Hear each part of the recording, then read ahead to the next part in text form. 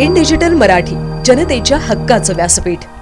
बदलापूर शहरातून जाणाऱ्या रेल्वेच्या तिसऱ्या आणि चौथ्या मार्गिकेच्या भूसंपादन करण्याचे काम युद्धपातळीवर सुरू आहे। मात्र हे करत असताना या मार्गिकेसाठी चुकीच्या पद्धतीने स्वानंद अर्णव या सोसायटी धारकांची जागा भूसंपादित करण्यात आली होती। या सोसायटीचे अभिहस्तांतरण करण्याचे काम सुरू असताना रेल्वेच्या तिसऱ्या आणि चौथ्या मार्गासाठी चुकीच्या पद्धतीने भूसंपादन करण्यात आल्याचे लक्षात आले होते। शिवाय भाजपा आमदार किसन कथोरे यांनी विधानसभेत लक्षवेधी मांडली।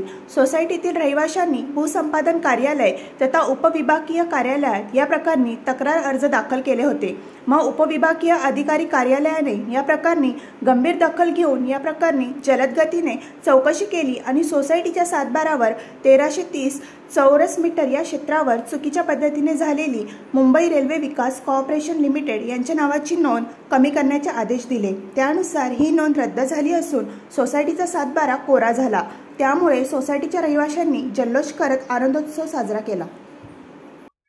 रेल्वेचं तिसऱ्या चौथ्या लाईनचं काम सुरू होतंय आणि त्यामध्ये भूसंपादनाची सुरुवात ही झालेली होती। त्या भूसंपादनामध्ये स्वानंद अर्णव यांच्या जागा जी आहे ती चुकीच्या दिशेने काही नागरिकांनी किंवा जुन्या कोणीतरी काही असे हितचिंतक त्यांच्या माध्यमातून त्याला पूर्ण दाखवून दिली गेली आणि रेल्वेला ती भूसंपादन करायला लावलं।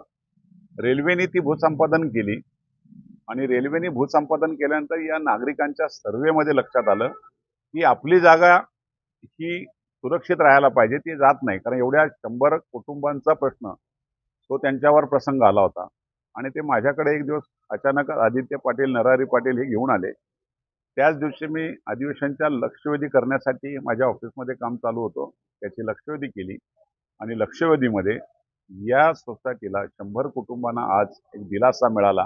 त्यांचा सातबारा त्यांना परत मिळाला।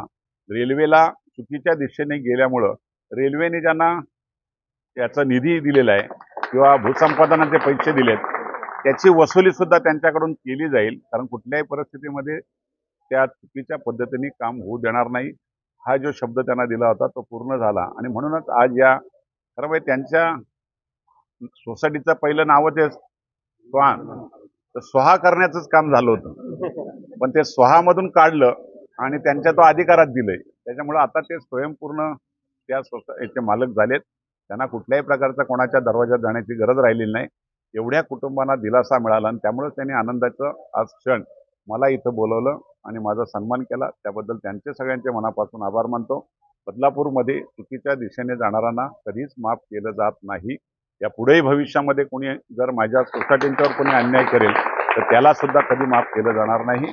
त्यांचा हक्क त्यांना मिळाला पाहिजे हीच भूमिका बदलापूरमध्ये आहे।